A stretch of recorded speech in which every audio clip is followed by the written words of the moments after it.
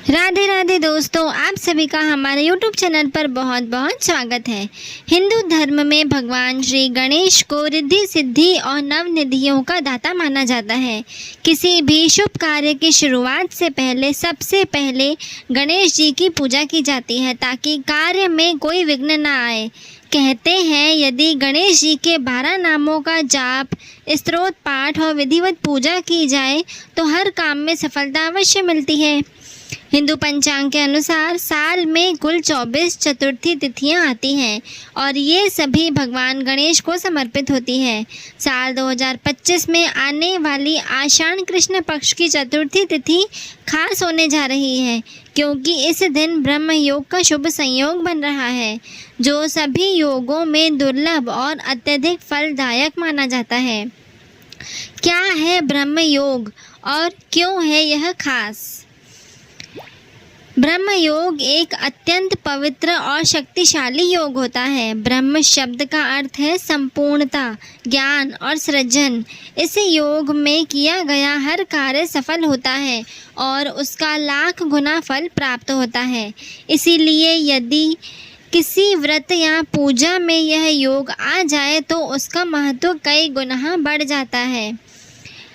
गणेश चतुर्थी और ब्रह्म योग का महासंयोग। साल 2025 में गणेश चतुर्थी का व्रत 14 जून को मनाया जाएगा और ठीक उसी दिन ब्रह्म योग भी रहेगा।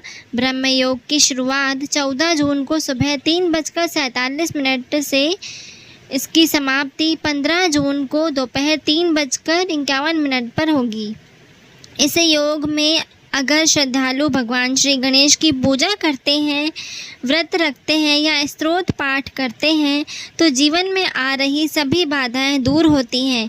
खासकर छात्रों को पढ़ाई में सफलता और जो लोग कोर्ट कचहरी, सरकारी अड़चनों, ग्रह दोष से परेशान हैं उन्हें इनसे मुक्ति मिलती है।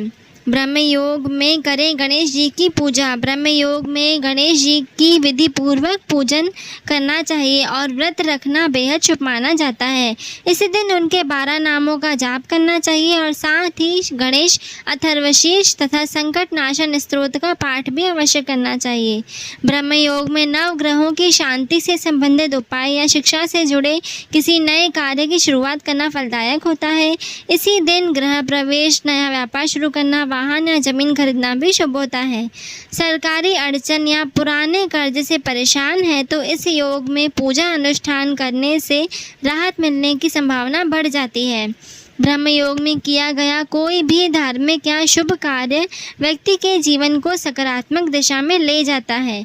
यह दिन विद्यार्थियों के लिए भी बेहद लाभकारी होता है क्योंकि गणेश जी बुद्धि और विद्या के देवता माने जाते हैं। पूजा मुहूर्त और शुभ योग।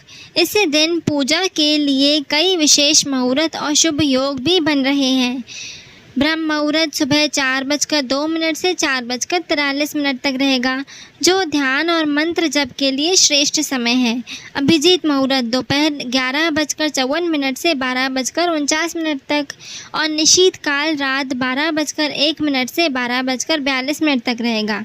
इसके अलावा शुभ मुहूर्त सुबह 7:07 से 8:52 तक होगा, जो पूजा और व्रत की शुरुआत के लिए बेहद उत्तम माने जाते हैं।